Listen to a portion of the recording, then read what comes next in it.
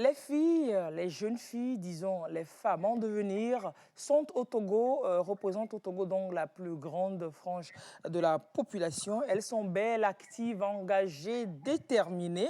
Elles ont aussi des échecs, elles rencontrent des échecs que je veux plutôt qualifier de défis, de très gros défis, d'énormes défis. L'abandon scolaire des jeunes filles au Togo, à ce jour, demeure assez alarmant. Je voudrais bien partager des chiffres avec nous, selon des chiffres donc publiés en janvier 2022 par le ministère en charge des enseignements primaires, secondaires, techniques et de l'artisanat. 13 468 jeunes élèves, filles, ont abandonné les classes pour l'année 2021. Parmi ce lot, il y a 1224 qui ont abandonné les classes pour raison de grossesse précoce. Un autre défi, c'est l'analphabétisme qui prévaut parmi cette frange de la population et qui sévit plus encore dans les milieux ruraux. Et puis aujourd'hui, le phénomène de cette utilisation, je devrais dire, des réseaux sociaux, on pourrait en parler également, ça pourrait faire vraiment débat. On discutera de tout cela ce soir dans cette émission dans Jeudi Femmes. Merci de nous retrouver dans le salon de la femme et de la famille. Jeudi Femmes, ce jeudi, autour du thème « Jeunes filles, défis et normes ». Merci donc de nous retrouver. Je m'en vais vous présenter mes invités dans quelques petites secondes. Alors, on va dire bonsoir à Madame Agnam Nielim Adélaïde. Bonsoir. Vous êtes étudiante en master sociopolitique, la sociologie, vous faites la sociologie et vous préparez votre mémoire sur une thématique qui touche le sujet dont on parle ce soir. Votre mémoire concerne les mutations sociales, sociopolitiques des femmes. Voilà. Des femmes, prise de décision. Alors, mutations sociopolitiques et l'évolution de l'accès des femmes aux sphères de prise de décision. Tout ça, ça part de l'éducation que la jeune fille, elle reçoit en amont, hein, n'est-ce pas? Parce que la femme ne va pas se retrouver bombardée dans les sphères de prise de décision. Il faut que la jeune fille apprenne le leadership dès la base. Oui. Toute la pertinence donc de cette discussion autour de la situation de la jeune fille au Togo. On va dire bonsoir à Monsieur Arémon Lassissi. Merci de partager la discussion avec nous ce soir. Bonsoir, ma soeur. Vous êtes un acteur de la société civile multicasquette. Vous n'avez pas de chapeau ce soir, c'est vrai, mais bon, c'est juste parce que vous ne savez peut-être pas lequel choisir. Vous en avez beaucoup. Mais ce soir, j'ai choisi de vous présenter comme consultant en éducation au développement. Et au-delà, vous êtes dans une association récemment née, c'est laquelle? Dites-nous, parlez-nous un peu. La nouvelle association, la nouvelle jeune fille, donc si on peut l'appeler ici, c'est A2F2D, Association Femmes, Famille et Développement Durable. Au fait, il y a la question avec cette association de faire en sorte que les grandes décisions que les hautes autorités prennent au niveau des instances supérieures puissent être traduites dans la vie quotidienne de la femme, dans la vie quotidienne des familles. C'est un peu ça. On a les 17 ODD. Et ma petite maman qui est quelque part, ma petite tante qui est quelque part, ma jeune fille qui est quelque part, ça lui dit quoi? Elle doit pouvoir se sentir impliquée, comprendre ce dont on parle. Et surtout, on est allé embrigader la femme dans 2 ou 3 ODD, croyant comme si les autres ODD ne concernent pas les femmes. Non. Alors que la thématique de la femme doit être transversale. C'est très transversal sur l'ensemble des ODD. C'est ça que nous s'efforçons de faire à travers nos activités. Donc, de nombreuses activités en l'endroit de la jeune fille, on en parlera. Et nous avons au téléphone avec nous Madame Kaïssan Dominique Ataï. Elle est promotrice des ateliers KDA. Bonsoir, Madame Ataï. Madame Ataï, elle est en ligne? Non, un petit souci peut-être. Bonsoir, Madame Ataï. Oui, je suis là, je suis en ligne. Super. Merci de partager ce plateau avec Bonsoir, nous. Depuis chez vous, vous êtes promotrice des ateliers KDA. Parlez-nous un peu de ces ateliers.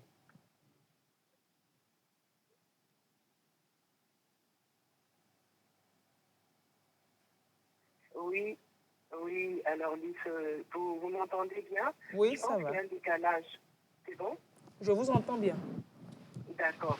Alors, effectivement, je suis Kaïsan Dominique Ataï, directrice de l'agence KDA Pro et promotrice de les ateliers de KDA. Alors, les ateliers de KDA sont un espace intergénérationnel de, si vous voulez, de discuter de certains thèmes que nos jeunes n'ont peut-être pas l'occasion de auxquels les jeunes n'ont pas l'occasion de participer gratuitement. Et donc, les ateliers de KDA sont un terrain pour que ces jeunes participent gratuitement à des thèmes que nous choisissons, qui sont des thèmes généralistes, ou ce sont des thèmes tout à fait spécifiques. Et donc là, depuis septembre, nous organisons une tournée, puisque ce sont tous les jeunes de Lomé qui en bénéficient d'habitude. Et nous avons initié une tournée nationale dans 5 villes du Togo. Et voilà. Donc, ça se poursuit. Prochainement, vous serez, si je ne me trompe, à Palimé.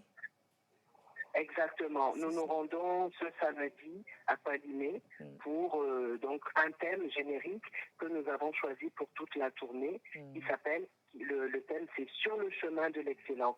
Donc quelles sont les entraves, quels sont les obstacles que rencontrent nos jeunes tout le long de leur parcours pour arriver à l'excellence qui est le Graal que nous cherchons tous.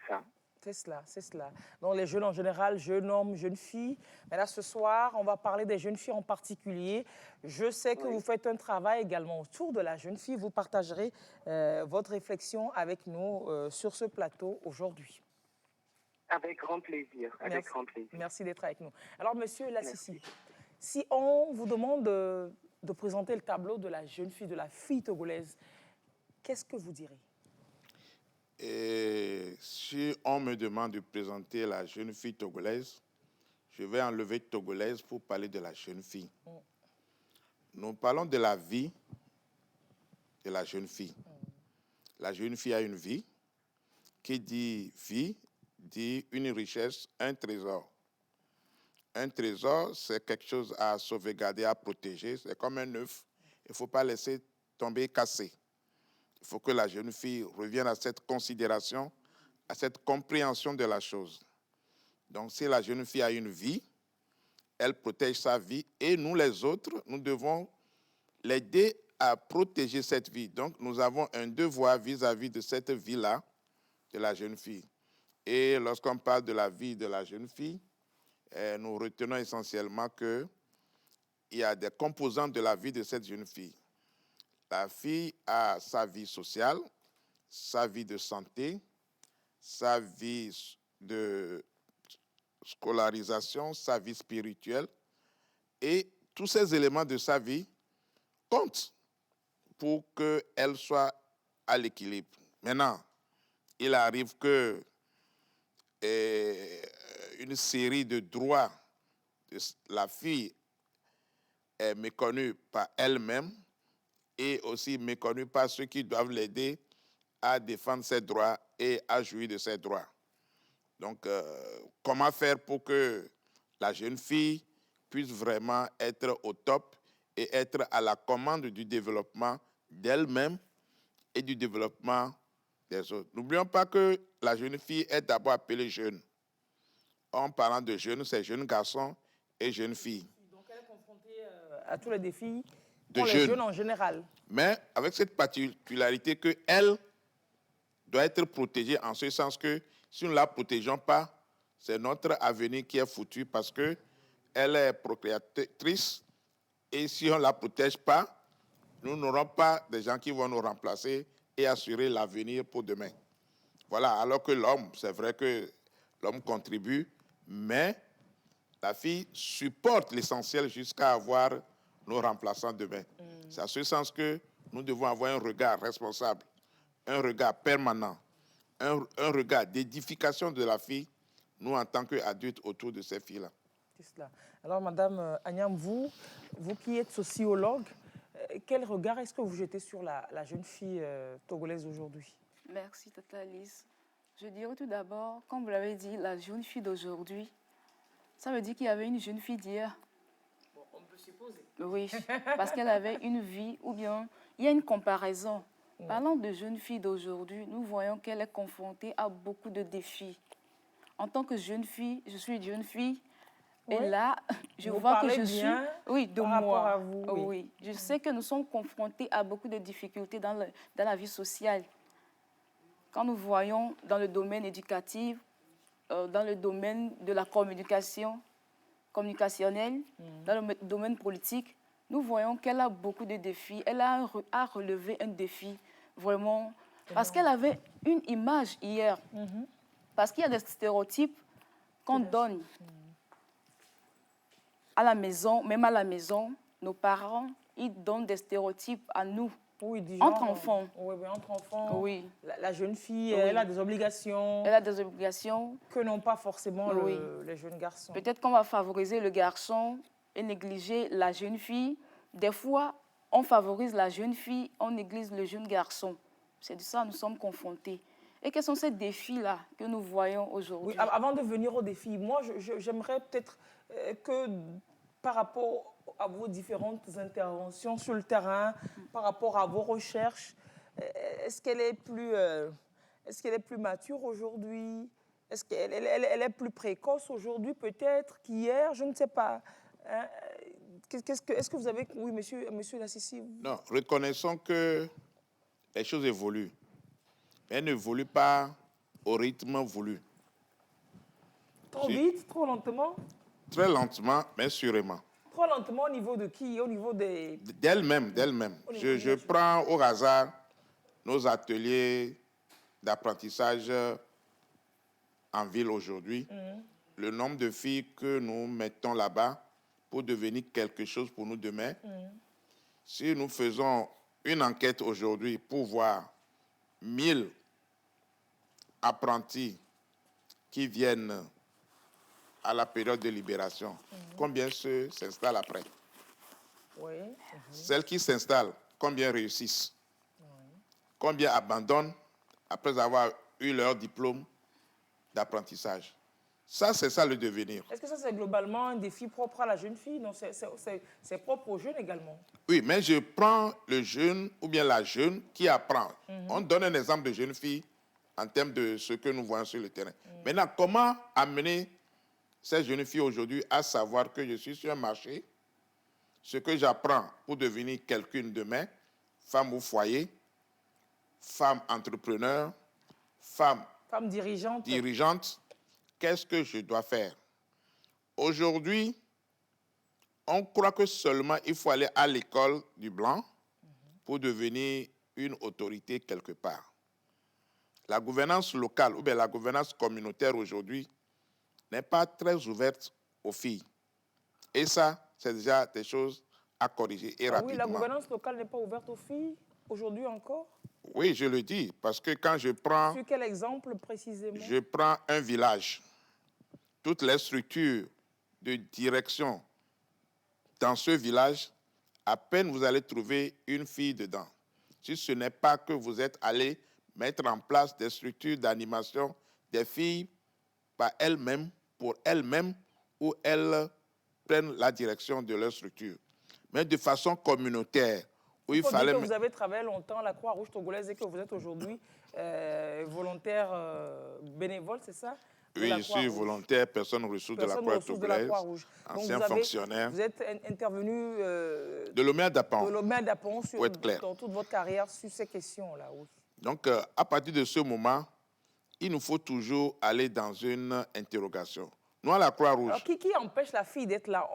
On ne l'y met pas ou même elle ne s'y propose pas? Moi, quand je prends par exemple mon exemple, ici, juste dans une émission destinée à la femme et pour la femme, quand je vois toutes les difficultés que j'ai à faire venir la femme pour parler de la femme, des fois je me dis, c'était comme si c'est la femme même qui n'envahissait pas l'espace qui a été conquis pour elle. Non, ça change. Si je dis ça change, je vais vous donner un petit exemple.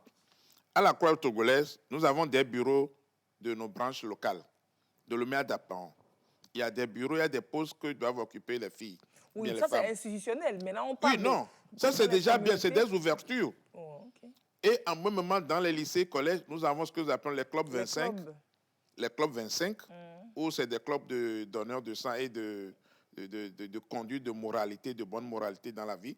Et là également, vous allez être surpris que c'est beaucoup de filles qui prennent la présidence de ces clubs.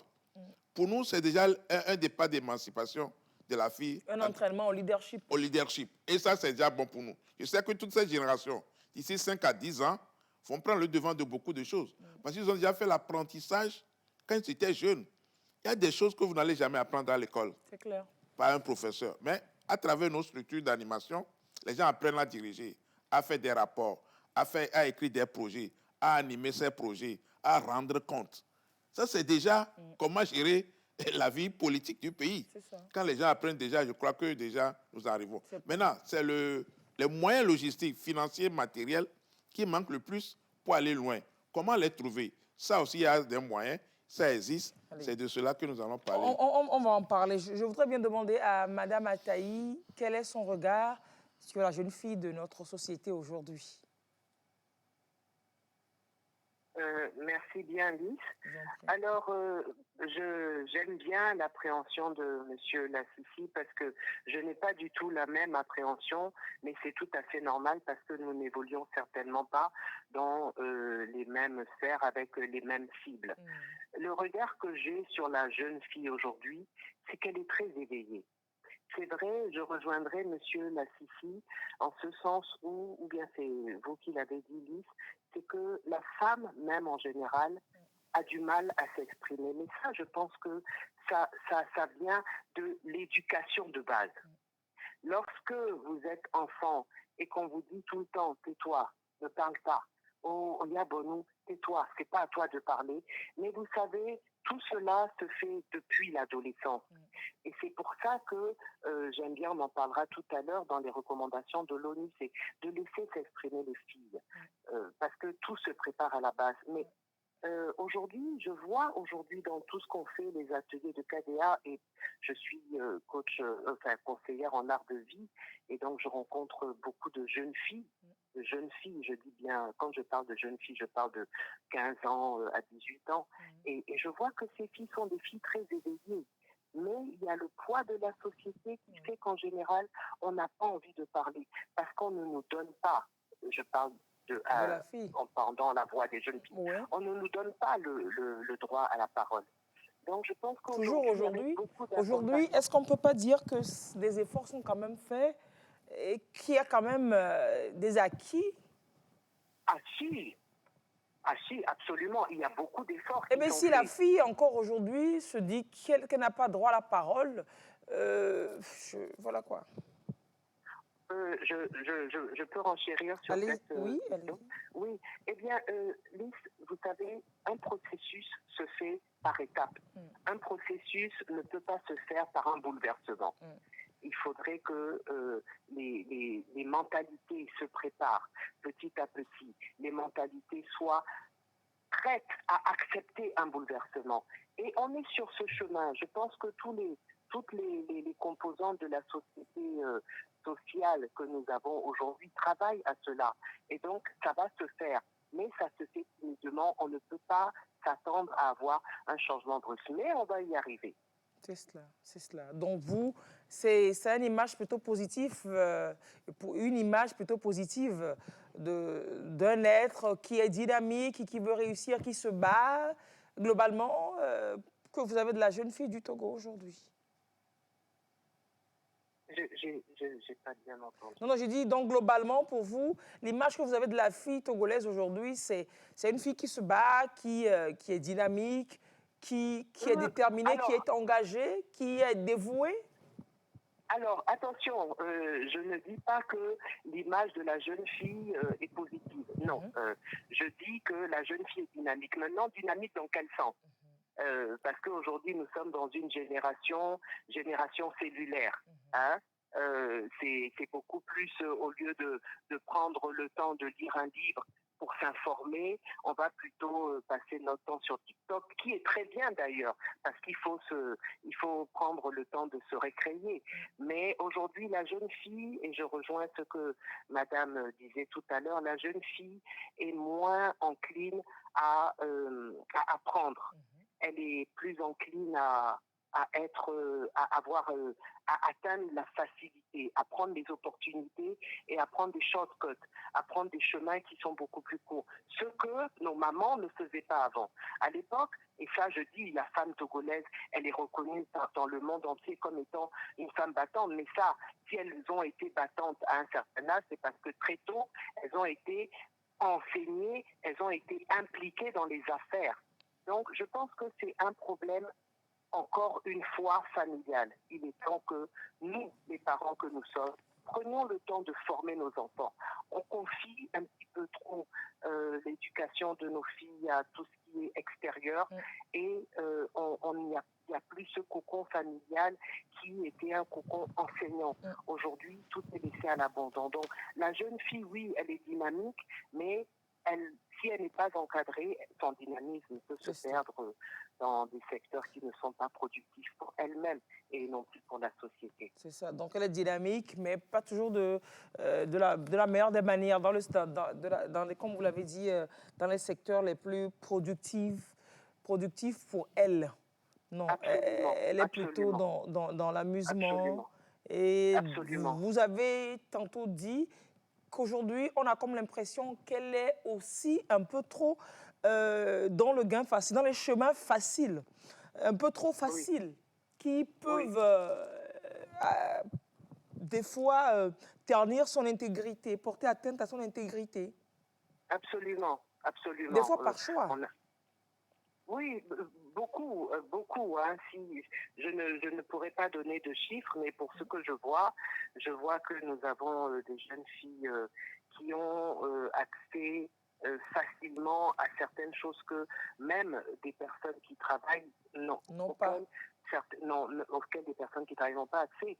Quand vous voyez aujourd'hui une jeune fille qui a le dernier iPhone, je ne sais même pas c'est lequel, le 13 plus ou je ne sais pas quoi, il coûte quand même plus d'1 million. On peut se poser des questions. Et quand je parle de jeunes filles, ce n'est pas forcément celles qui ont plus de 18 ans. Je parle toujours de moins de 18 ans. Hein. Donc, quand vous voyez les achats de mèches, ça, c'est la réalité. Hein. Les achats de mèches brésiliennes longues, ou alors des tresses qui traînent. Oui, je veux dire, c'est qu'il y a vraiment un problème et qui est tout le temps sur TikTok, tout le temps en train de prendre des photos, en train de mettre sa vie sur les réseaux sociaux, plutôt que d'aller dans une bibliothèque lire. Bien, c'est vrai, il faut se récréer, mais aujourd'hui, les jeunes filles, ça va pas bien. Ça va pas bien. Et nous travaillons personnellement, je m'y attelle. C'est vrai qu'on est toujours ceux qu'on peut prendre pour les rabat-joie, en train de toujours dire oui, il faut travailler, mais on ne s'est pas levé comme ça pour réussir ce que nous faisons. Ce n'est pas, c'est un coup de travail, on ne peut pas improviser. On n'a pas accès, à l'époque, on n'avait pas accès à des cellulaires high technologie. On ne connaissait pas ça. Mais pour nous, dès que tu rentres, tu te laves, tu prends tes cahiers, tu révises, quoi. Mais c'était ça. Et il n'y a pas de petits copains qui viennent à la maison, quoi que ce soit. Donc, je crois que tout ça, c'est vraiment fondamentalement l'éducation à la maison on se perd. Il faut dire la vérité. Aujourd'hui, moi, j'ai 55 ans, mais ce que j'ai vécu quand j'étais une jeune fille de 15 ans, mais c'est pas ce que je vois aujourd'hui. Tu vois les enfants dans les rues, ils se mettent à crier, ils taper. Non, il faut qu'on revienne un peu aux fondamentaux. C'est très important. C'est très important. C'est cela. Et tout part de la maison, hein, monsieur Lassisi. C'est un constat, c'est vrai, que bon nombre de personnes partagent. On ne va pas se voiler la face.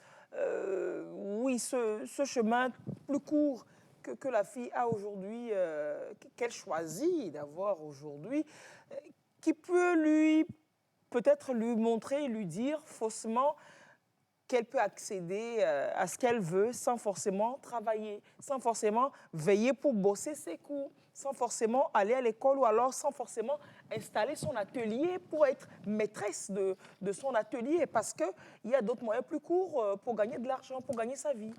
Oui, je crois qu'il y a une question de cadre, dans le cadre dans lequel, plusieurs cadres donc, dans lesquels la fille doit évoluer. Il y a le cadre familial. Tout repose sur la maison, tout part de la maison. D'une part, le cadre social et environnemental. Et je dis aussi le cadre institutionnel. je vais partir de ce dernier cas pour dire que si la jeune fille est très chère pour nous, la famille, pour nous, la communauté, et également pour les autorités, moi je prends aujourd'hui le développement des communes. Nous avons 117 communes aujourd'hui qui sont là, qui couvrent entièrement le territoire togolais. Quel programme les communes ont envers nos jeunes filles? Ça, c'est une part. Pas envers les jeunes globalement, mais envers les jeunes filles. Les jeunes filles d'abord et précisément. les jeunes ensuite. Oui. Ça doit être une préoccupation majeure. On n'en a pas. À quel moment les communes donnent la parole à la jeune fille pour s'exprimer et dégager ses besoins afin que les communes prennent ça en charge? Ça n'existe pas. Peut-être que dans certaines communes, les mécanismes là existent, hein, monsieur Lassissi. Non, je sais ce dont je parle. Hein. Je n'invente pas ce que je suis en train de vous dire. Moi, je vais à deux choses essentielles, peut-être pour commencer les réflexions. Si aujourd'hui, j'ai dit qu'il y a si on crée les parlements communaux des jeunes filles dans les 117 communes, parlements communaux des jeunes filles, ça veut dire que ça va être l'occasion pour la jeune fille, lors de leur session régulière dans la commune, de s'exprimer, de dire des choses que le maire et son conseil municipal doivent prendre en compte. Que nous créions des panels communautaires pour les jeunes filles, en langue locale même. Un panel, ce n'est pas forcément, il faut aller faire de grands discours, mais des panels communautaires avec des jeunes filles qui viennent s'exprimer devant les autres jeunes filles sur des sujets pertinents pour que le chef du village, le chef canton, qui dépendent désormais, eux tous, des maires, puissent remonter des informations. Ça, c'est le cadre institutionnel. Très simplement, on ne va pas aller chercher loin, fabriquer des choses. Parce qu'ailleurs où il n'y aura pas la société civile, avec des associations pour travailler, si on a déjà ce cadre et que c'est fonctionnel, ça veut dire que chaque mairie, de Lomé à Saint-Cassé, doit être capable d'organiser les femmes, les jeunes filles pour les amener loin. Maintenant, lorsqu'on revient au cadre familial, maman a tout dit tout à l'heure, je ne vais plus revenir là-dessus, il y a un travail préliminaire qu'on doit faire à la maison, très sérieux. Et là, je dis que, moi, à travers mes activités, il y a quelque chose que j'appelle le dialogue familial enfant-parent, qui n'existe pas.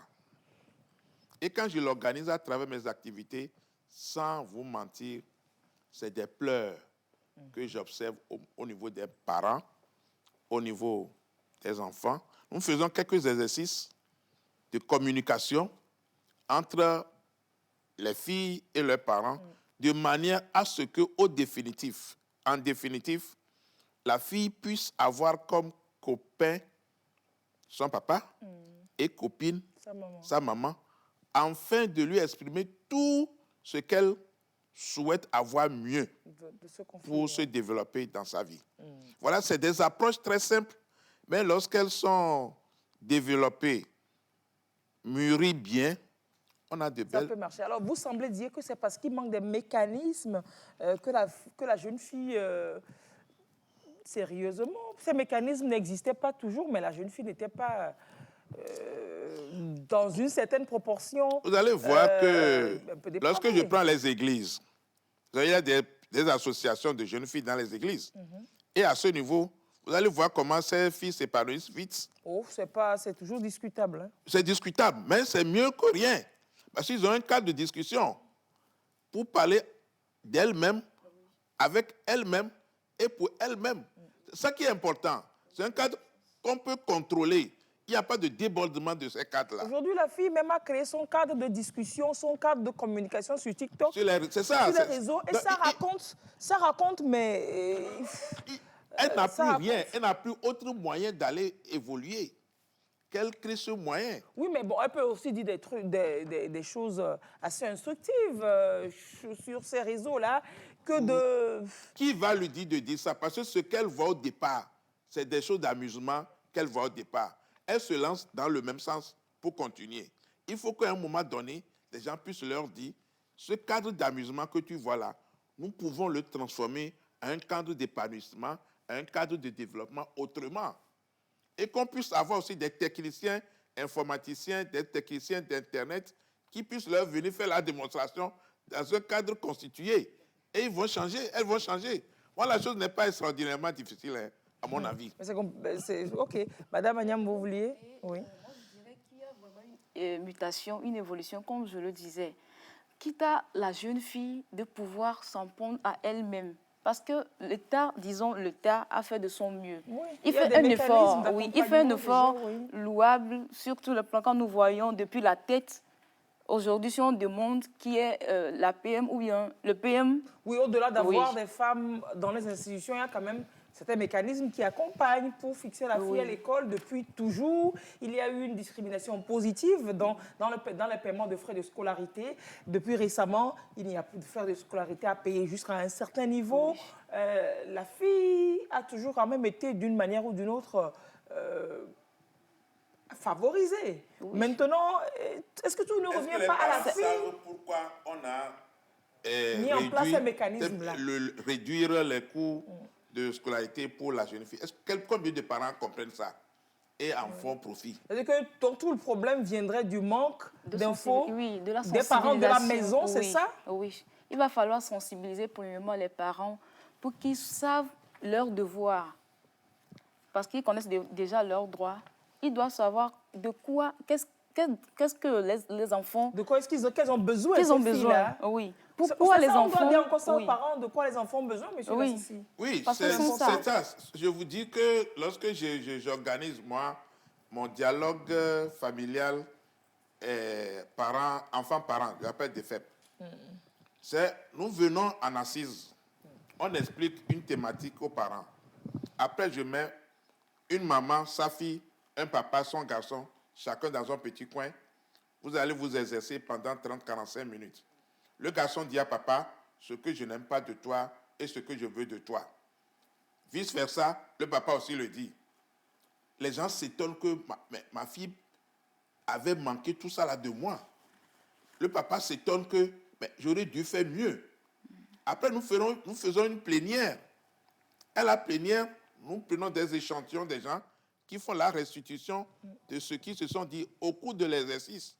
Je vous dis, quand on le fait, il y a des pleurs. Parce que un parent dit, je ne savais pas que je faisais du mal à ma fille. Je ne savais pas que je faisais du tort à mon garçon. Mais les gens quittent avec de nouvelles résolutions pour dire que désormais, ça ne va plus être comme avant. Mais ça change. Vous prenez que cette petite famille que nous avons réunie pour une demi-journée et faire cet exercice, on l'a fait du bien. Et ça coûte combien?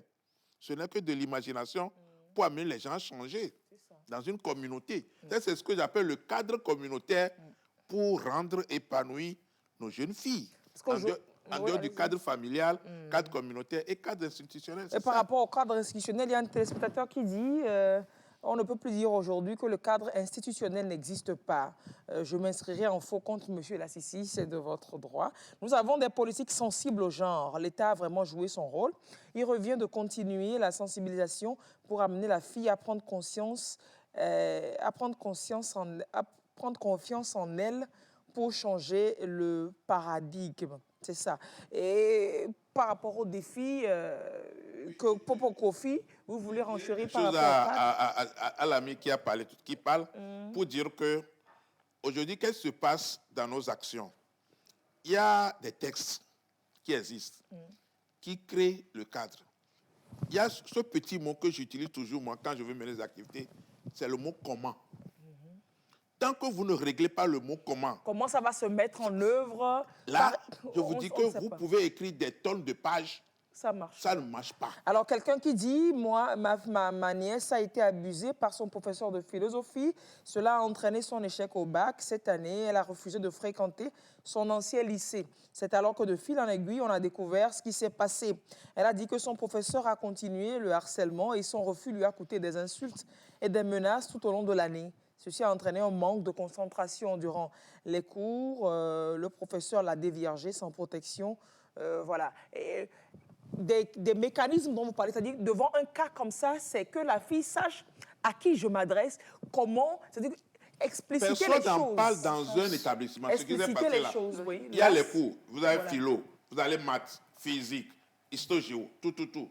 Et vous n'avez pas un débat qui vient parler de ça. De situer dans cette circonstance, dans cette Circonstance. situation, comment Lorsque te prendre. je parle du parlement communal des jeunes filles, par exemple, ça veut dire qu'on prendra dans une commune, puis c'est plus restreint. Des gens venant de peu partout, lycée, CEG, couture, agricole, vous vous réunissez et périodiquement, des problèmes comme ça arrivent à ce niveau de parlement où les enfants discutent. Ils disent, ah, désormais, si c'est grave, est-ce qu'il y a des tests qui régissent cette affaire? Il y a des techniciens qui viendront le dire, oui, pour ces actes, tels que tu viens de le dire, c'est puni par tel. Dès que ça se présente encore, voilà. Les jeunes filles même repartent maintenant donner l'information aux autres de manière à se prendre en charge et avancer. Aujourd'hui, on voudrait que ce soit les autres qui travaillent à prendre en charge les filles. Non. Cette fille qui a été abusée, peut-être qu'elle est d'une moyenne. Moi, je dis toujours, dans un autre club que j'appelle Club Éveil, que j'avais fait avant, une fille qui a 19, 18, 17 de moyenne, mais à qui on n'a pas appris à savoir qu'à côté de mes bonnes notes-là, il y a un danger qui me guette tous les jours, va tomber dans le danger. Vous allez voir qu'un salopard comme ça va faire la cour à cette fille, 2000 francs, 1000 francs, alors que son papa a assez d'argent, mais va plutôt aimer ça. Oui, parce que qu'il peut-être c'est la aborde. proximité, la confiance, l'enfant, Oui. quelqu'un Ça, avec c'est qui la elle passe compagnie du temps, c'est la aussi, compagnie c'est ça. qu'elle voilà. Cette compagnie doit être gérée par les parents. Alors, si on revient au mécanisme dont vous parlez, vous disiez qu'il y a le cadre, qu'il peut avoir le cadre, mais c'est la vulgarisation au niveau de tous les acteurs qui peut poser problème. Mais aujourd'hui, qui ne sait pas, pour une fille de terminale de lycée, savoir peut-être que si on est abusé, il y a le commissariat, ou alors si la fille ne peut pas agir, les parents. Mais on peut revenir à votre idée de parlement communal. Ça peut être un cadre où on peut se dire que les filles se retrouvent entre elles et cela peut faciliter le dialogue, l'échange, le se partage. confier, aller dire des choses aussi délicates que j'ai été abusée par mon enseignant de philosophie, par exemple. Parce que ce C'est parlement possible. aura une séance plénière où toutes les jeunes filles du milieu peuvent être invitées ou bien s'invitent à venir poser des problèmes les concernant. Parce qu'il n'y a pas un lieu pour aller le dire. Oui. Tu vas dire ça à la direction, dis je vais voir. Oui, tu mais dis là, ça à les ton parents, papa, oui. tu as peur de dire à ton papa, parce qu'il n'y a pas un dialogue familial. Alors, le parent à qui on a dit ça, votre nièce, quelle a été la suite? Puisque là, les faits sont là, l'enseignant est peut-être là, vous n'avez rien fait, vous avez laissé la fille, je ne sais pas. Quelle suite est-ce que vous donnez à ce malheur-là, à ce défi-là? Alors, la fille, elle est confrontée vraiment à d'énormes défis, des harcèlements de ce genre. Hein. Vous qui êtes sociologue, je ne sais pas, vous devez peut-être en avoir rencontré au cours de vos recherches, au cours de vos travaux. Bon, on ne peut pas dire qu'il n'y en a pas. On entend parler, mais il faut que la jeune fille soit consciente d'elle-même, qu'elle prenne les choses en main. Parce qu'arriver à un âge, tant que tu ne peux pas dire ce que tu as sur le cœur à tes parents, entre amis, comme l'a dit notre papa, il va falloir créer un cadre pour s'affirmer. Alors, un cadre quand même, pas un cadre assez légitime, hein? Pas Bien un cadre sûr. comme on se le crée entre copines à l'école, Non. entre personnes qui n'ont pas la bonne information Non, et non, qui non, se non. partagent des C'est informations. pour la qui sont bonne pas- cause. Pour la Un bonne vrai cause. cadre de personnes légitimes, comme vous dites. Oui. En matière de cadre, je vais vous donner un cas. L'autre fois, j'ai reçu une visite d'une institution qui nous appuie dans le cadre d'aider la jeune fille hors école à s'épanouir. On a reçu une visite et c'est dans un atelier de tresse que la délégation est allée. Il y avait là une cliente, 2 clientes, et elles ont suivi ce que nous sommes venus faire. Elles s'étonnent qu'il y a encore des gens comme ça qui viennent parler à des filles dans les ateliers, mais il faut que ça soit vulgarisé dans tous les ateliers. Et la femme sort une situation d'un parent à elle. C'est de quoi? Il y a une dame qui a 41 ans, à 41 ans, a donné sa première fille, et l'unique. Et le papa est décédé. La fille a évolué jusqu'à au CEPD à 9 ans. Voilà que, par malheur, le petit frère de la maman de la fille vient enceinter la fille de 9 ans. 9 ans. Ça veut dire qu'elle est déjà pubette à 9 ans. Donc, actuellement, les filles sont rapidement pubettes. Elles sont précoces, oui. Précocement pubettes. Donc, on doit tenir compte de ça. La maman est là tout le temps avec la fille, mais elle n'a jamais entamé des dialogues. On des se dit discussions. peut-être à 9 ans, c'est un peu trop, l'enfant. Mais déjà, trop tôt, un peu trop elle doit tôt. savoir que ma fille passe des règles. À partir de ce moment, quelles sont les consignes que je dois donner? Quelles sont les informations? Quel encadrement je dois faire? Et voilà que le mal même était dans sa maison. C'est son propre frère qui est venu faire le CAF et maintenant la fuit. Ouais, ça c'est vrai. C'est des choses qu'on va rencontrer et ça qui est responsable. Comment la fille doit savoir quand ça a commencé, à qui doit le dire, on ne sait pas. Oui, maintenant, alors, les gens parlent de, excuse-moi, les gens parlent de sensibilisation. Moi, ce mot-là est un mot fétiche et vide à la fois. Il faut dire exactement qu'est-ce que vous voulez faire. Vous dites, on va aller sensibiliser les gens. On va dire quoi à qui? Comment? Ce que vous voulez dire là, il faut aller dire que vous voulez faire ça et appeler la chose là par son nom. Parce que le mot sensibilisation, pour moi, c'est un mot bateau dans lequel on fourre tout. Et quand vous l'utilisez pour des actions concrètes, moi, ça ne m'arrange pas parce que ça ne permet pas de toucher de doigt, d'aller en profondeur, de mettre en place des structures, des mécanismes qui peuvent vous apporter des résultats concrets. Parce qu'il y a quelque chose que moi j'appelle l'auto-évaluation. La personne avec qui vous travaillez doit être en mesure de s'auto-évaluer. De se dire, suite à votre action, ça a changé, j'ai appris ci, j'ai appris ça. S'il n'y a pas ça, dans ton comment aider la personne, vous n'avez pas beaucoup évolué. C'est cela. Alors, quand même, 1244 filles l'année dernière, en 2021, qui ont abandonné les classes pour grossesse précoce. Madame Ataï, à qui la faute? Finalement, c'est à ces filles la faute, aux parents la faute, parce que ça reste quand même le défi principal aujourd'hui, puisque pour qu'elles réussissent, la base, c'est l'éducation. Oui. Quand l'éducation est faussée et que même le système, la passerelle qui peut l'accueillir, le système d'apprentissage d'un métier est faussé également, là, la fille, elle est perdue comme ressource humaine pour le développement de son pays. Elle est un peu perdue. Tout part de l'éducation. À qui la faute?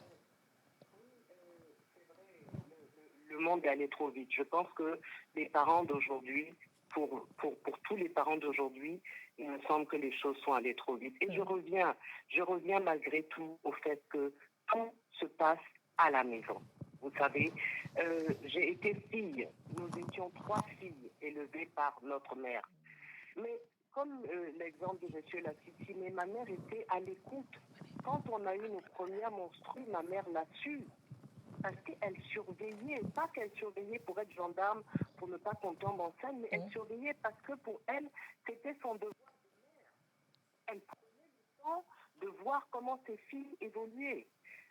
Quand ma fille a 22 ans aujourd'hui, mais j'étais au courant de tout. Je surveillais, j'allais à l'école, je prenais, et dès qu'elle m'informait d'une petite question qui la dérangeait par rapport à un professeur, mais j'allais moi-même et je posais des questions et je réagissais, je pense que Lise, tu me connais, je réagissais violemment. Je ne permettais pas qu'il y ait des questions ou des phrases bizarres qui soient posées à la fille. Je pense qu'aujourd'hui, les parents, on n'a plus le temps de protéger nos enfants comme ça se faisait avant. Donc, c'est les parents qui livrent un peu trop leurs enfants, leurs enfants à ce challenge. On a abandonné, vraiment. Et si, comme M. Lassiti, c'est une très bonne idée de faire des cadres de rencontres, mais on a avant, quand je dis revenons aux fondamentaux, prenons les modèles. Comment ça se passait avant? Comment ça réussissait? Je pense que c'est la première chose à laquelle il faut poser. On a voulu prendre des modèles qui ne sont pas les nôtres,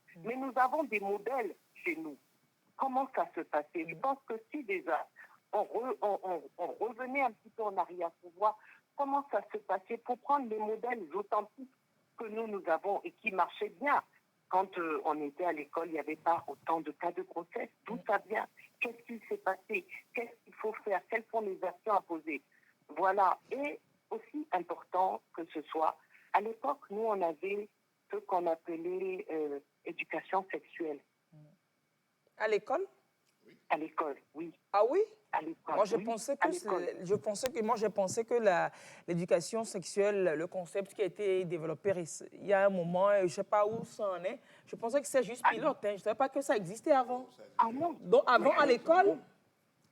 oui, moi j'ai fait mon école, bon je sais pas, je connais pas pour le Togo, mais en Côte d'Ivoire, Ok. on avait l'éducation sexuelle. Et c'était drôle parce qu'on rigolait à chaque fois, parce qu'on entendait des mots que nous-mêmes on connaissait. Mais c'était très intéressant parce qu'on arrivait à poser des questions. Et quand on rentrait à la maison, on avait ce débat. Mon père était gynécologue obstétricien, ma mère était sage-femme. Et on arrivait à poser ces questions à la maison. Et c'est pour ça que je dis tout part du cadre familial. Ouais. Parce que lorsque il m'est arrivé de voir des cas où la fille, elle avait été violée, comme il a dit, monsieur Lassisi, moi, c'était pas à 9 ans, c'était 13 ans, elle avait été violée, elle a dit à sa mère, oh, c'est toujours toi. Mais c'était grave, Ah parce là que là. si l'enfant ne sait pas quelle est la réaction de sa mère quand elle va se confier, eh bien, c'est là où elle va aller faire des choses ailleurs, faire des avortements qui vont occasionner la mort, etc. Donc, je pense que les sensibilisations, le mot sensibilisation que n'aime pas notre... Monsieur Lassisi. c'est important de sensibiliser et les parents et les enfants. Les Nous enfants. avons les cadres. Nous avons Alors, l'école. comment faire comprendre aux jeunes filles qu'elles sont entourées de dangers? Comment elles ne se rendent pas compte du danger? Comment est-ce qu'on arrive à percevoir le danger alors qu'elles sont dedans et qu'elles ne le perçoivent pas? C'est l'âge? C'est l'insouciance de l'âge ou comment, Madame Ataï? Mais d'abord, il y a la naïveté. Oui. Il y a cette naïveté qu'ont des filles qui sont quand même très avancées à l'école, mais qui sont quand même naïves. Et même nous, les adultes, femmes que nous sommes, on arrive à être naïves.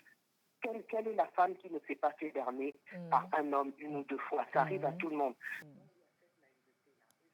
Déjà, c'est très bon que ce soit à l'école ou à la maison de dire aux enfants, attention, quand il y a ce monsieur-là qui te pose des questions ou qui te met la main aux fesses ou quoi, qui te dit, déjà, il y a des discussions qu'on peut avoir, on peut se préparer. C'est difficile aujourd'hui, on a 12 400 cas à Tatamé, quand on y était la dernière fois. Les plateaux, c'est la zone sinistrée, je parle. 12 400 cas, vous disiez de quoi? 12 000?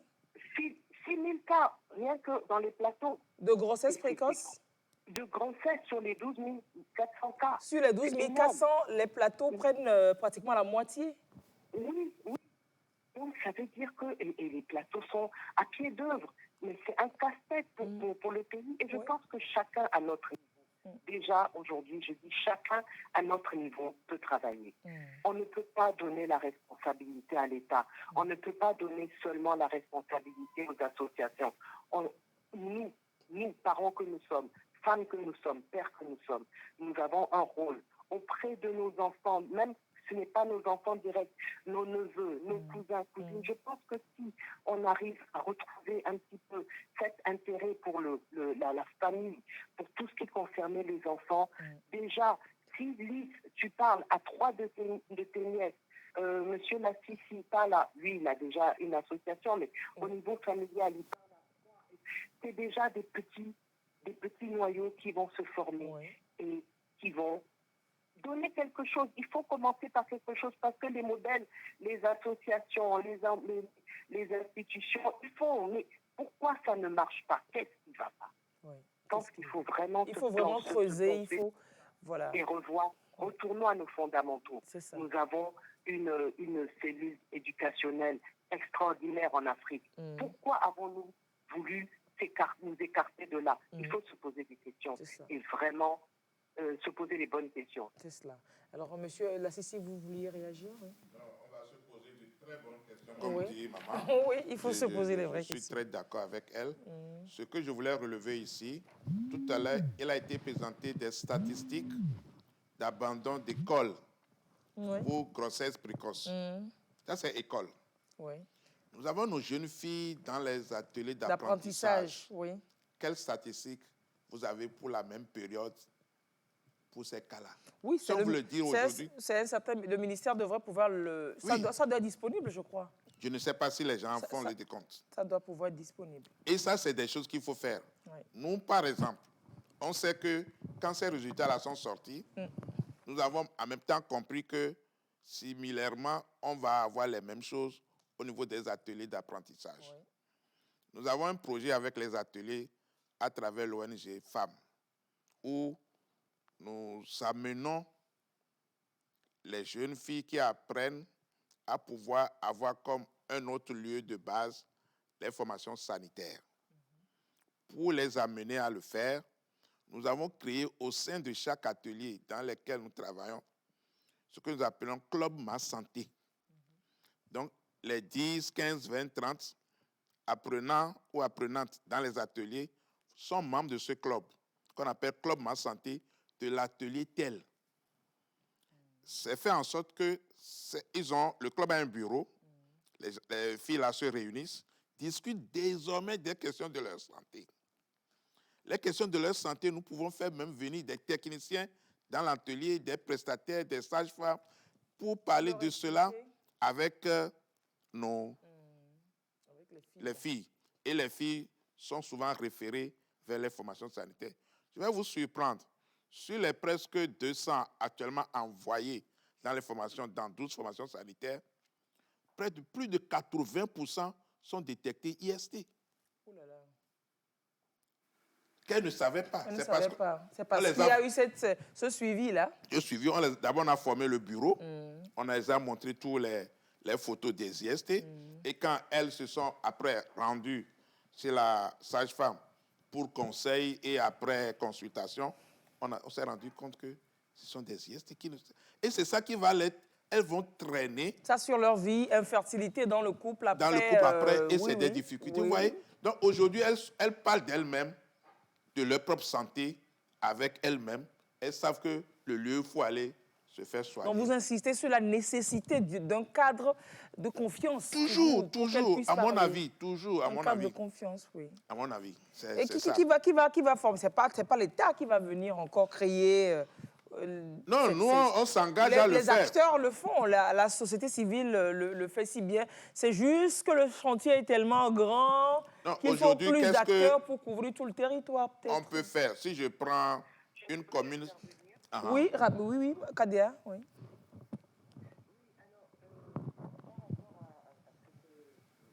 De poser comme question. Je disais tout à l'heure que chacun doit faire quelque chose de sa place. Nous avons initié les ateliers de KDA. C'est une action citoyenne.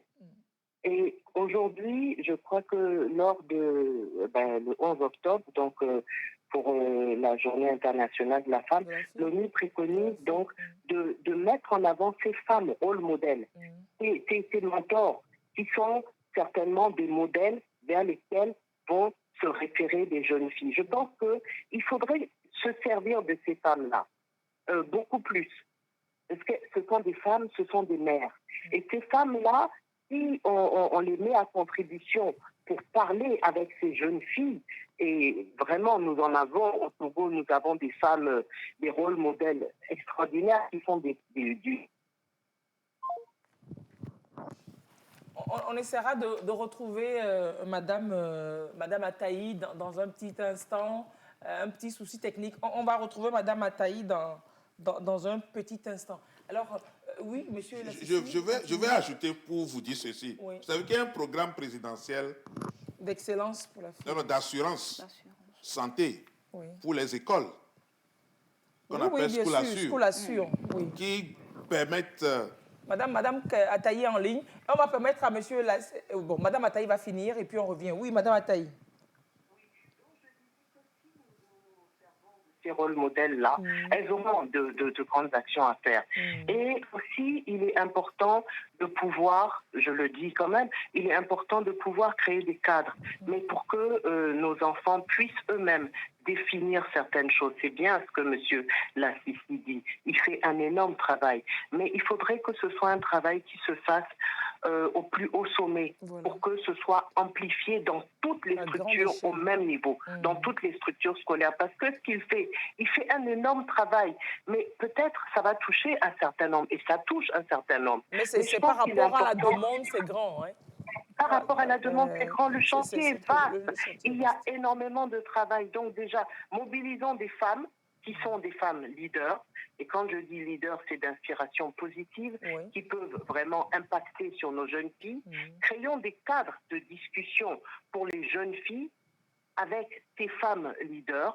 Et je pense que petit à petit, on peut y arriver. Et soutenons-nous, faisons chacun à notre niveau. Ça, je reviens, chacun à notre niveau a sa part à jouer. S'il y avait 10 Monsieur Lassissi dans la commune des Lacs, s'il y avait 10 Monsieur Lassissi, ou 10 Madame Intel, ou 10 Madame Intel dans KDA chacune au des Togo, communes, oui. Ouais, mais pourquoi bien pas, oui. sûr, Oui. ça allait changer beaucoup de choses. Oui. Je reviendrai tout à l'heure. Merci beaucoup. C'est cela, oui. Alors, c'est quand même extraordinaire. Comment on fait comprendre aux filles? On doit leur dire que c'est dangereux, oui, Madame Je crois Agnam? que tout d'abord, ça part de la maison.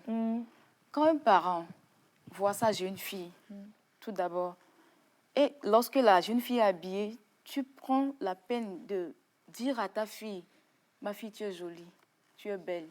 Lorsqu'elle De complimenter, complimenter son enfant pour qu'elle ne soit pas touchée. Dehors, je suis sûre qu'elle ne sera pas émotionnée ou bien parce que les parents lui disent déjà ça. Parce qu'on te dit à la maison. Et voir ce que madame disait pour nos femmes leaders, elle doit redoubler encore d'efforts pour qu'on ait des mentors. Lorsqu'il y a de ces mentors, la jeune fille est boostée pour pouvoir atteindre aussi le niveau. Alors vous, sur le travail que vous faites actuellement sur les mutations sociopolitiques pour l'accès des femmes aux sphères de prise de décision, quel constat est-ce que vous faites par rapport au sujet dont on parle effectivement?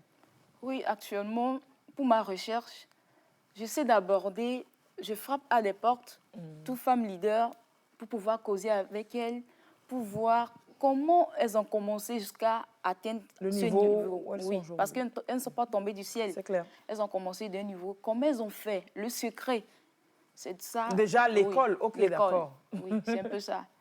Et j'ai cherché à creuser, fouiller, pouvoir discuter, créer un contexte avec un cadre pour pouvoir voir le niveau. Alors, c'est vrai qu'on peut nous dire aujourd'hui que ce n'est pas que l'école qui assure l'épanouissement de l'être humain.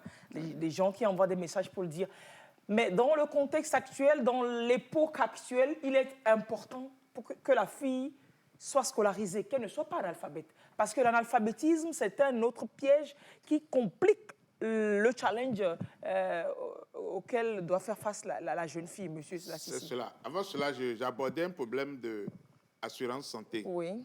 Et je disais quoi, éventuellement, qu'il y avait déjà un programme d'assurance santé en faveur des scolaires, qu'on appelle School Assure, qui est un programme présidentiel que particulièrement moi j'applaudis fortement.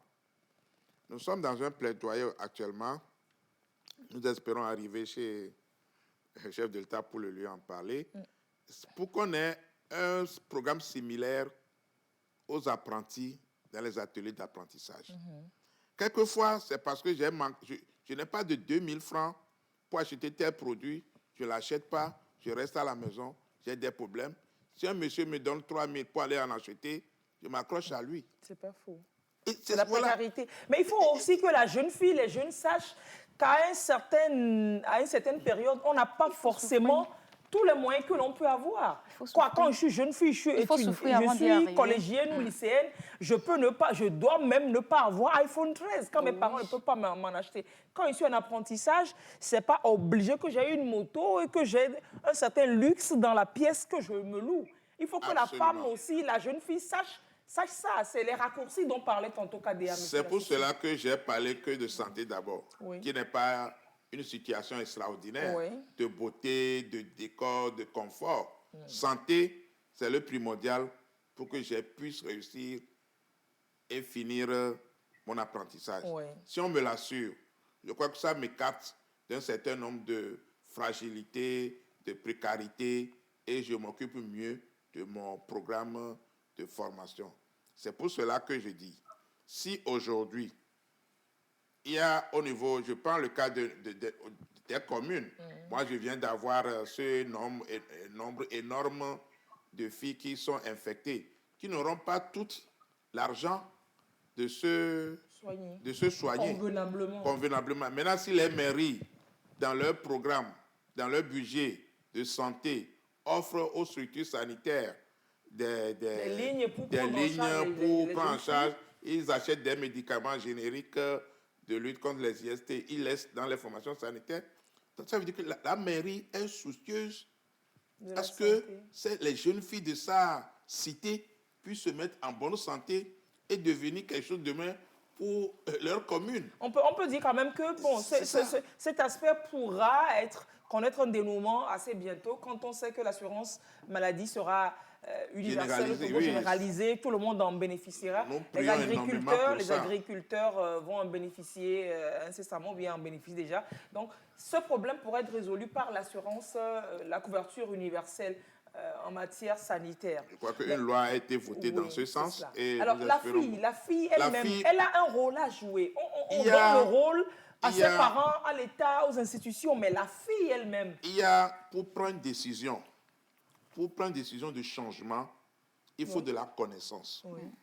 Quand vous n'avez pas la connaissance, vous ne pouvez pas changer. La connaissance, la bonne information. La bonne information. Ça veut dire qu'il faut à un moment qu'on vous relève la connaissance à travers un transfert d'informations. Donc, c'est là qu'interviennent encore les parents. L'école, la sensibilisation. Tant que vous ne savez pas ça, vous ne pouvez pas aller loin. C'est ça.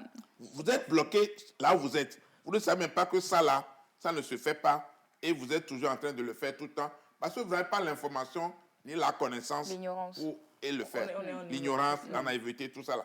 C'est pourquoi, moi je dis toujours, à un moment donné, il faut avoir des étapes de renforcement de capacité, de relèvement de connaissances aux gens à travers beaucoup de structures parentales, familiales, communautaires, comme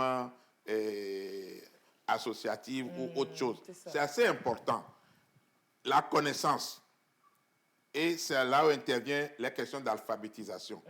Aujourd'hui, là où les gens bougent plus, c'est aussi au niveau des ateliers. Je dis ça tout le temps parce que c'est un drame qui se joue là-bas. Celles qui sont là-bas, mais ceux qui sont là-bas ne sont pas tous allés à l'école. Oui. Mais rien, excusez-moi le mot, rien, c'est peut-être exagéré, n'est fait à leur endroit. N'est fait à leur endroit avec ce département de l'alphabétisation au niveau national que nous avons. Moi, il m'aurait plu qu'il soit instauré avec ce département et au profit de nos sœurs et filles qui sont dans cet apprentissage, un programme clair à leur endroit. Pour qu'on dise qu'on vous enlève tel jour de la semaine, vous tous, obligatoirement, vous êtes là-bas pour suivre ces formations. Mais il y a des activités qui se font dans les ateliers. Il y a les artisans de lundi qui vont au centre. Je pense que leurs réunions qu'ils font dans les centres-là sont... Quand c'est alphabétisation, c'est un programme continu. OK. Vous devez avoir des jours, vous allez, il y a un programme qui est là avec un moniteur qui vous enseigne des choses et qui relève vos connaissances. Parce que, quel qu'en soit le cas, il faut lutter contre l'analphabétisme. Absolument. Moi, je crois qu'il faut toujours structurer pour ceux qui sont sortis du système déjà, pour ceux qui sont sortis du système déjà, pour les filles, pour celles qui sont sorties du système éducatif, on peut toujours les rattraper avec l'alphabétisation pour leur donner un certain niveau. Mais ce qui est surprenant, j'allais vous dire, dans ces ateliers, nous sommes allés découvrir beaucoup d'universitaires. Les gens qui ont abandonné de plus en plus, et viennent vraiment se former à la main pour servir à quelque chose. C'est ça qui nous a même facilité la mise en place des bureaux où on a des gens qui savent écrire, être secrétaire, être trésorière, être présidente. Mais on a été extrêmement surpris pour la mise en place de ces structures. Alors, qu'est-ce qu'il faut dire aux filles? J'ai dit, qu'est-ce qu'on doit leur dire à ces filles-là? En termes de message. Avant même d'y arriver au message, je veux parler de la jeune fille qui prend son temps pour étudier, pour aller à l'école, et que la société même enfreint cette fille. Prenons une fille qui a la volonté. On te dit, tu es déjà... Au China, la veille des là. Oui. À ton âge, il faut penser à te marier. Toi, tu es là depuis là, tu es encore en master, tu veux faire quel doctorat on doit ici? briser. Et il faut que tu ailles te marier. Voilà. Il faut que les parents, les familles arrêtent de chanter ça tout le temps. Bon, en même temps, il faut le rappeler des fois, hein, peut-être, je ne sais pas. Parce que ça fait mal. Je voudrais quand même que l'on applaudisse, que l'on partage une initiative également. On a parlé de votre initiative, de celle de KDA. Elle sera à Kpalimé samedi prochain. Mais cette initiative également qu'on a trouvée tous louable. Samedi dernier, c'était la récompense des jeunes filles qui se sont illustrées de très belle manière en sciences et technologies. Pour une fois que la fille est valorisée, mais autrement que par son plastique.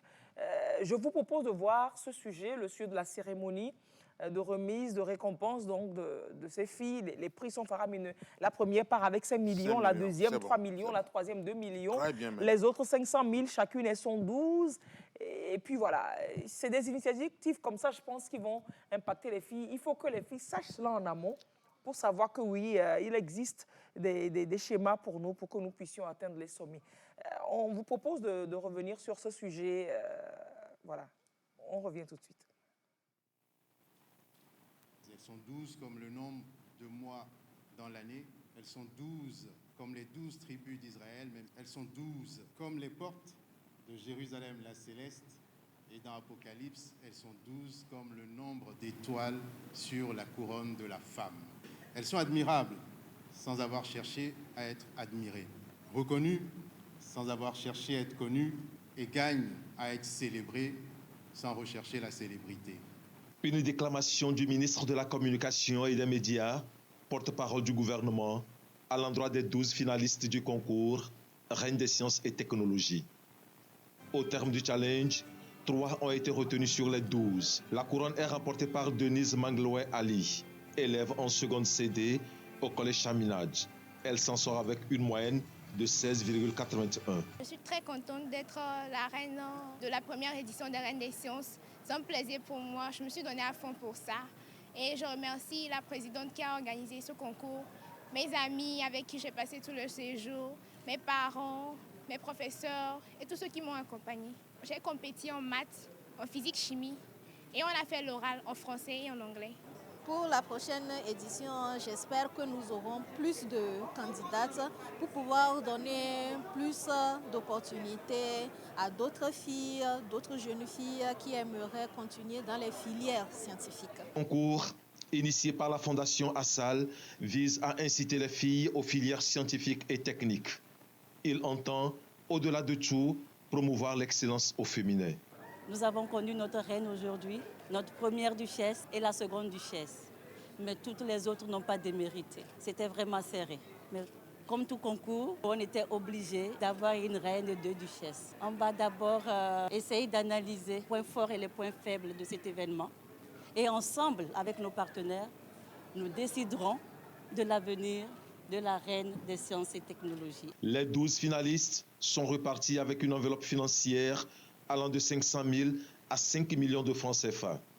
Les élèves filles en série scientifique et technique sont invités à se mobiliser pour la 2e édition de ce concours, prévu pour l'année prochaine. Alors, je tenais sincèrement à vulgariser, à faire passer cette information, parce que c'est le moment pour que les filles dans les écoles sachent qu'il y a une initiative comme ça qui les récompense, qui récompense leur travail. Normalement, l'élève va à l'école l'élève, son objectif, c'est aller à l'école et de réussir. Et en plus, tu réussis, tu es récompensé. Il faut que les filles mettent le paquet, surtout dans les filières scientifiques. C'est super cet événement. Maintenant, qu'est-ce qu'on dit pour finir aux filles, aux parents? Madame Agnelim Adélaïde, vous qui êtes étudiante en master sociopolitique, jeune fille de votre état, oui, et qui travaillez sur les mutations sociopolitiques et l'évolution de l'accès des femmes aux sphères de décision, qu'est-ce qu'on peut dire à la fille aujourd'hui? Elle est en danger. Qu'est-ce qu'on peut lui dire aujourd'hui? Moi, je dirais à la fille d'aujourd'hui qu'elle peut, comme une publicité qu'on passe souvent à la TVT qui me plaît, pour les couches navales. Oui, elle peut, parce que la fille, elle peut s'y rendre dans tout domaine. Elle peut être présente dans tout domaine. Ne restons pas figés sur les stéréotypes, soit disant que le garçon peut faire ça, moi la fille, je ne peux pas faire ça, moi la fille, je peux faire ça. Nous pouvons être présents sur toute sphère. Il ne faut pas qu'elle se mette des barrières, qu'elle se limite, non, parce que nous pouvons faire. Quand on s'y met, on peut y arriver. C'est juste la volonté, le paquet. Et aux parents aussi, juste de nous encourager, d'encourager la jeune fille togolaise dans tout ce qu'elle fait. C'est ça, c'est ça. Alors, monsieur Lassisi, la jeune fille, elle est en danger. Il faut qu'elle soit consciente du danger et savoir que le monsieur qui te sourit beaucoup et qui te donne iPhone, tout ça, ça ne contribue pas forcément à ton évolution. tu as iPhone, tu as moto, c'est pas la réussite finalement. Ces gains-là, c'est bien là. Bon, la jeune fille en danger, disons que ce n'est pas forcément le cas. Et la jeune fille ne retrouve pas vite son chemin. C'est de lui montrer le bon chemin et afin qu'elle puisse l'emprunter aisément dans les conditions requises. Il s'agit de quoi? Il s'agit d'abord de la compagnie. Il faut gérer sa compagnie. Je fais l'aventure avec qui? C'est important. Je veux devenir quoi demain? Dans tous les cas, on ne naît pas femme, mais on devient femme. Ça, c'est un sujet de dissertation. Et ça se prépare pour devenir femme. C'est-à-dire que vous ne vous levez pas le matin et le soir, vous devenez femme. Pas du tout. Les parents aussi doivent le savoir. Lorsque j'ai une jeune fille dans ma famille, déjà dès le bas âge, je voudrais que cette fille soit demain une femme. Donc, on devient. Pour devenir, c'est une transformation mentale, physique et opérationnelle, si on peut le dire. Et ça, là, ça se prépare. Donc, travail aux parents et à la fille, elle-même, elle doit travailler aussi, oui. Nos structures scolaires, même aujourd'hui, doivent changer, à mon avis. Et moi, c'est là où j'applaudis également le professeur Kokoroko, qui essaie d'introduire de la réforme et progressivement dans l'enseignement pour que l'enseignement ne soit plus mécanique comme cela l'est auparavant. C'est là qu'il faut changer. J'applaudis tout à l'heure ce qui vient de se passer pour les filles en matière de sciences. Pourquoi pas faire en sorte que dans chaque collège, dans chaque lycée, privé ou public, qu'il y ait un petit quelque chose d'émulement pour la jeune fille en termes de concours de quelque chose qu'on puisse faire à l'intérieur. Ouais. De manière à ce que, si c'est privé, sur les frais de scolarité payés par les parents, on puisse puiser dedans pour motiver, pour exhorter la meilleure qui sort de ce petit enclos-là devant les autres. Ça fait toujours bien de ne pas attendre forcément l'élément grandiose pour le faire.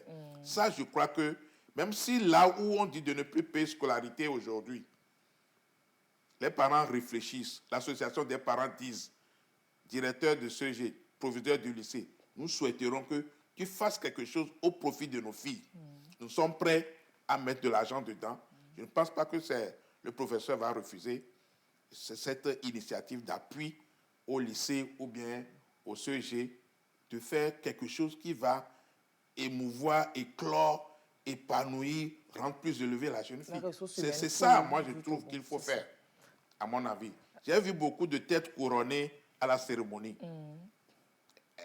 Excusez-moi, elles vont repartir et à la prochaine occasion, on va encore les inviter. Alors, qu'est-ce qu'elles doivent qu'est-ce qu'elles font après? Impacter l'impact dans leur milieu. C'est ça, moi, mon problème est tous les jours. C'est vrai que moi, vous êtes très pragmatique. Moi, je mets en marche les schémas. Les gens gèlent la stratégie Papa Champion. On reviendra là-dessus pour en parler. C'est toujours pour moi une stratégie qui doit durer dans le temps. Et avoir des résultats. Et que les gens prennent en charge eux-mêmes et non pas d'autres viennent le faire à la place. À leur place. Allez. Madame Kaïsan Dominique Ataï, promotrice de l'atelier KDA par téléphone. Qu'est-ce qu'on va encore dire à la fille? Qu'est-ce qu'on doit lui dire à la fille? Pour les prochaines statistiques, l'on ait moins de filles qui abandonnent l'école à cause des grossesses précoces. Oui, alors déjà, moi je pense que nos enfants ont un potentiel incroyable. Et il est important qu'on puisse leur faire comprendre ça. Vous savez, lorsque vous faites comprendre à quelqu'un qu'elle est intelligente, qu'elle est capable de faire tout, vous développez en elle une certaine force qui peut lui permettre d'aller très loin. Donc, que ce soit au niveau des parents, et ça je reviens toujours, au niveau du cercle familial ou au niveau du cercle scolaire, il est important de primer toutes ces personnes-là, effectivement, qui ont des capacités à développer des choses que peut-être d'autres ne développent pas. Il est important de développer ce mind de gagnant au sein des enfants, parce que c'est eux qui vont changer le monde demain. On parle des filles, demain elles seront des femmes. Donc si nous ne leur inculquons pas cet esprit de savoir qu'elles sont capables de faire beaucoup de choses, nous devons développer en elles ce potentiel de gagnant et faire d'elles des femmes qui pourront être de bons et grands décideurs de demain. Et ça, c'est aux parents de le faire. Tout à l'heure, mademoiselle, qui est en master de sociologie, oui, Madame Agnam, voilà, avait bien dit que c'est bien quand tu dis à ton enfant le matin, tu es belle, tu es jolie, etc. Voilà. C'est bon de vivre avec nos enfants, que ce soit à l'école. De renforcer leur confiance en elles-mêmes. Exactement, c'est très important.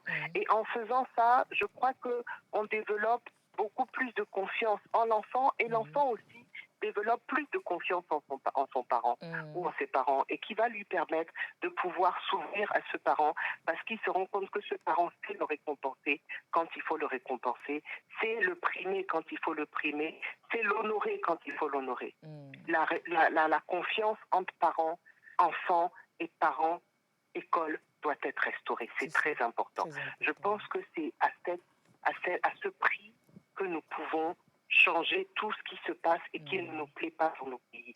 Grossesse précoce, harcèlement, vol, profit d'opportunités, etc. Prostitution déguisée, oui, tout ça, oui. Exactement. Si nous restaurons la confiance en nos enfants, entre les parents, les enfants, les instituteurs, parce que les enfants aussi n'ont plus confiance en certains instituteurs qui sont eux-mêmes des rapaces. Oui, des prédateurs. Donc, voilà. Et si tout ça est restauré, je pense qu'il faut que nos filles aient confiance en elles. Et il faut qu'elles sachent que c'est elles qui seront à nos places demain. Nous, on va partir là. On ne sait pas. Mais demain, c'est elles. Et il faut qu'elles soient des modèles. Et elles ont besoin de modèles qui vont leur montrer la voie à choisir. Merci énormément. À diriger. Merci énormément, Kadea. Merci énormément. Merci beaucoup. Palimé, samedi prochain, vous dites... Samedi prochain, Palimé, nous serons avec les jeunes de Palimé pour parler de Sur le chemin de l'excellence. C'est cela. À la mairie ou bien c'est dans quel cadre? À la mairie. Oui. Non, ce sera à la salle de la mairie. Super. Et nous aurons l'honneur d'avoir le maire de Palimé, M. Winnie Yaoto-Gouaché. Voilà. Super. Et donc, on sera avec la TBF aussi, effectivement, parce qu'on va en parler. C'est ça. Et nous espérons que, comme ça s'est passé à Tapamé, ça s'est très bien passé. Palimé, ce sera bien. Et ensuite, nous irons à Kara, nous irons à Néro et nous reviendrons à Lomé pour la beauté. Super. Voilà. Super. Merci pour le travail que vous faites pour la jeunesse togolaise, monsieur Lassisi. Merci énormément pour l'engagement que vous avez, pour l'engagement pour la jeunesse togolaise. Plaidoyer encore 5 secondes. On devait finir 5 secondes. Oui. La ministre des Sports et des Loisirs, oui. Une femme. Beaucoup de présidentes de fédérations sportives aujourd'hui sont des femmes. Oui. Nous avons des activités sportives, mais aucune vers nos filles et jeunes filles dans les ateliers d'apprentissage. Je lance un appel. Allez, les jeunes filles dans les ateliers d'apprentissage ont leur ambassadeur et leur avocat sur le plateau aujourd'hui. Merci énormément de ne laisser personne sur le côté. C'est la politique publique aujourd'hui qui demande cela, de ne laisser personne sur le carreau. Tout le monde doit être pris en compte. Et cette politique d'inclusion qui embarque tout le monde dans le développement et l'épanouissement du Togo. Alors la fille, nous devons savoir, nous jeunes filles, que notre avenir est entre nos mains et décidons du meilleur pour nous-mêmes. Le meilleur, ce n'est pas tout ce qu'il y a sur TikTok, à exhiber les corps, à dire des gros mots. Le meilleur, c'est à l'école, c'est dans les cahiers. Le meilleur, c'est dans les ateliers, c'est s'installer, c'est être une femme respectable et respectée. Une bonne ressource humaine pour ce Togo-là. Merci d'avoir suivi l'émission de ce jour. À jeudi prochain en direct, ou alors vous suivez l'émission mardi matin aux alentours de 8h30, 9h. Ce sera en rediffusion. Très belle soirée. Bye bye.